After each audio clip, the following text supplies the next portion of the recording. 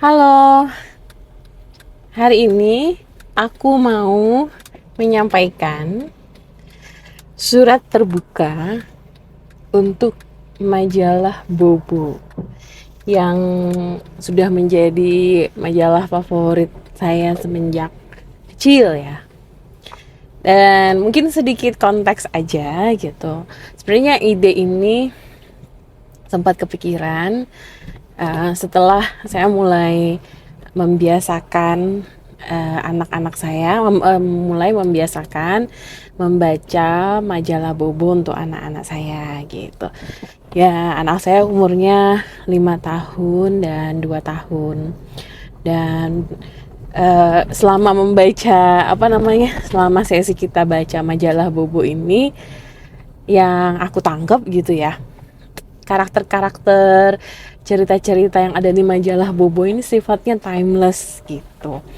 Entah itu cergam bobonya, atau cerita dari negeri dongeng, atau paman Kikuk, atau Bona, itu beneran timeless yang aku ngerasa feel-nya ketika dibacain cerita itu waktu zaman aku kecil sama feel yang dirasain anak-anakku itu sama gitu. Ada hal-hal yang ada hal-hal lucu yang zamanku dulu kecil buatku lucu, sama anak-anakku juga dianggap lucu sekarang gitu, kayak cerita paman Kikuk gitu ya. Nah, dari dari kebiasaan itu terus muncul ide gitu. Sebuah ide yang menurutku tuh kayaknya bisa deh sekarang Bobo tuh bisa lebih dikembangin lagi, nggak hanya berupa majalah, karena emang nggak bisa dipungkiri gitu kan, anak generasi sekarang itu literasinya nggak hanya dengan membaca buku gitu, tapi juga dengan menonton video, mendengarkan lagu, atau bahkan experience gitu. Nah, aku tuh jadi punya kepikiran, bisa nggak ya gitu, Bobo nih dikembangin lebih besar lagi gitu, karena yang aku tangkep brandnya atau istilahnya tuh karakter-karakternya itu udah nempel gitu. Dan kalau dilihat ya, ini buat teman-teman mungkin yang belum tahu majalah Bobo gitu kan, majalah Bobo ini majalah yang udah lama banget ada di Indonesia. Kalau aku lihat ya informasinya lagi-lagi di Wikipedia gitu, majalah Bobo ini udah ada dari tahun 1973 loh. Jadi udah hampir 50 tahun, lebih 50 tahun, udah lebih dari 50 tahun sekarang kan. Jadi kayak udah lama banget gitu. Dan yang menarik nih, fakta menarik, sorry buat buat orang Bobo yang lagi nonton. Um, yang menarik tentang Bobo ini adalah sebenarnya ini semacam Bobo ini nggak cuma ada di Indonesia waktu itu gitu ya, tapi awalnya tuh juga diterbitin di Belanda dengan nama majalah yang sama, yaitu Bobo. Nah, terus di Indonesia mereka dicetak oleh grup Kompas awalnya, tapi sekarang udah menjadi PT sendiri, PT Majalah Bobo. Nah, kalau di Belanda namanya sama, karakternya juga sama, tapi mungkin beda istilahnya aja gitu. Kalau paman Kikuk tuh di Belanda ada namanya siapa aku lupa gitu. Tapi kira-kira isinya sama, terus materinya juga sama gitu ya. Dan sempat juga diterbitin di beberapa negara lain loh gitu. Jadi ya, yang aku lihat Bobo ini termasuk yang tanda kutip ini internasional ya gitu. Karakter yang sifatnya internasional kayak Disney lah gitu. Nah, terus yang kedua yang aku suka, yang aku appreciate ya dari baca majalah Bobo ini adalah sebenarnya ini konten edukasi sosial ataupun ilmu pengetahuan yang dibalut dengan cerita sehingga mudah dipahami oleh anak-anak gitu. Beberapa kali misalnya cerita-cerita yang disampaikan oleh Bobo di Cergam Bobo atau Oki dan Nirmala itu kan menggambarkan karakter pendidikan moral, pendidikan sosial gitu ya sebenarnya. Dan yang aku suka tuh juga cara mengajarkannya nggak yang bersifat dogmatis gitu ya, nggak yang menasehati, nggak ada sosok yang kesannya paling bijak gitu dalam majalah ini. They just mundane karakter gitu dengan uniknya masing-masing. Di Bobo itu kan diceritain beberapa saudara-saudaranya, keluarga-keluarganya tuh sesuai dengan karakternya. Ada bibi titi teliti, ada paman gembul karena suka makan gitu loh. Jadi ada unsur-unsur komedi, tapi sebenarnya satu cerita tuh menggambarkan like satu pesan moral atau pesan sosial gitu. Itu yang aku suka, aku apresiasi. Jadi cara ngajarinnya tuh soft gitu, pendidikannya dimasukin soft. Terus selain cerita-cerita itu tuh yang aku suka juga kan, suka ada cerita pendek, terus ada informasi-informasi pengetahuan populer yang aku pikir tuh itu ringan tapi ya menarik juga kalau aku bacain ke anak-anak gitu.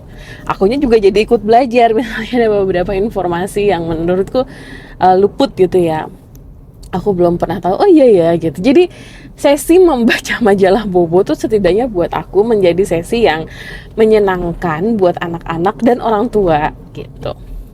Nah, balik lagi nih, surat terbukanya apa?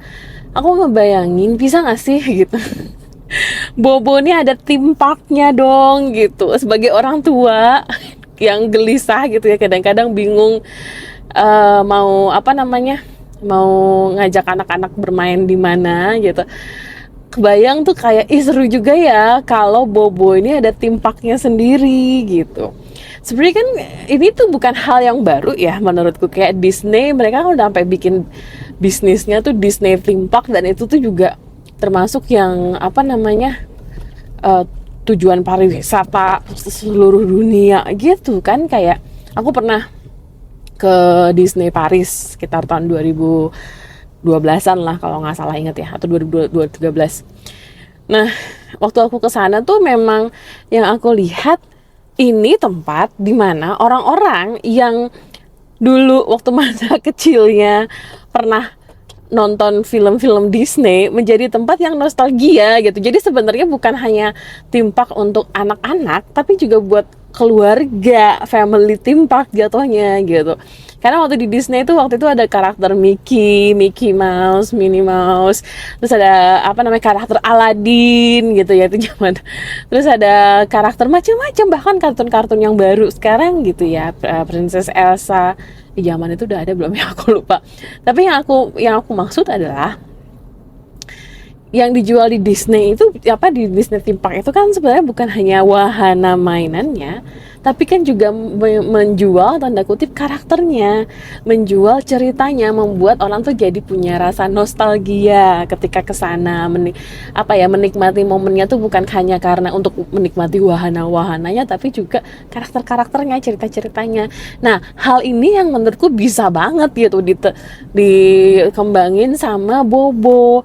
Ayo dong Bobo bikin theme park.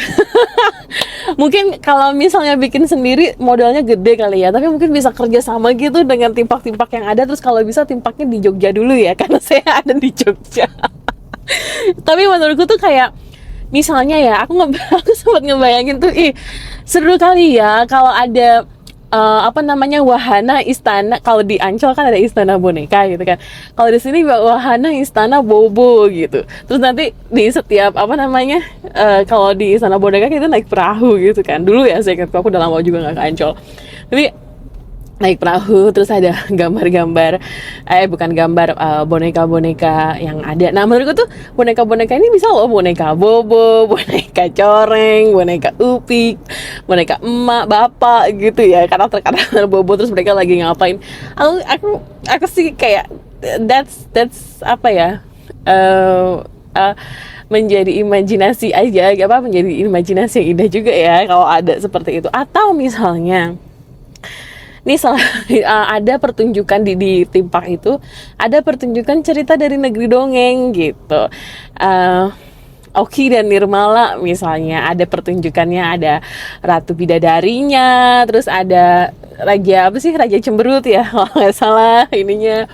Atau karena Oki dan Nirmala itu ceritanya misalnya tentang magic gitu ya, itu kan bisa dikaitin misalnya dengan ada laboratorium cerita dari negeri dongeng. Nanti kita bisa menyambungkan antara magic dan science gitu ya, jadi melakukan eksperimen science yang dihubungkan dengan magic dari tongkat ajaibnya Nirmala kayak gitu misalnya. Seru banget nggak sih kayak, dan mengingat Bobo itu adalah sebuah brand apa karakter yang dekat sama anak-anak dan juga edukatif. Aku pikir theme parknya kalau misalnya ada banyak wahana-wahana yang edukatif bakal seneng banget gitu. Bona dan Rongrong misalnya, Bona itu kan aku bayangkan seperti karakter yang murah hati gitu kan. Bagaimana dia selalu menggunakan belalainya untuk membantu orang lain yang sedang kesusahan gitu. Nah mungkin nanti bisa aja ada wahana apa ya, semacam wahana teka-teki gitu, rumah Bona lah apa nyebutnya, terus nanti dikasih permasalahan, ada masalah apa, terus bagaimana kita bisa menyelesaikan masalah ini dengan menggunakan belalainya Bona gitu. Itu please, aku semakin mikir apa ini, aku cuman ingin menuangkan aja ya unek-unekku, karena semakin lama aku pikir itu semakin tinggi rasa penasaranku, rasa keinginanku tuh buat ngomong, ayo dong Bobo ada theme parknya gitu. Aku nggak tahu sih apakah video ini akan banyak yang nonton atau enggak, tapi kalau misalnya ada teman-teman dari majalah Bobo yang nonton gitu, semoga ini sudah terbuka bisa menjadi masukan insight gitu ya. Kalau ngobrol lebih lanjut aku mau banget gitu, kalau mau mengembangkan theme park di majalah Bobo ini, karena buatku kalau ada theme park seperti ini, aku akan, sebagai orang tua, aku akan senang banget bisa ngajak anak-anakku ke tempat yang nggak cuman bermain seperti tagline-nya Bobo ya, nggak cuman bermain tapi juga teman belajar. Oke, gitu dulu ya. Makasih udah dengerin.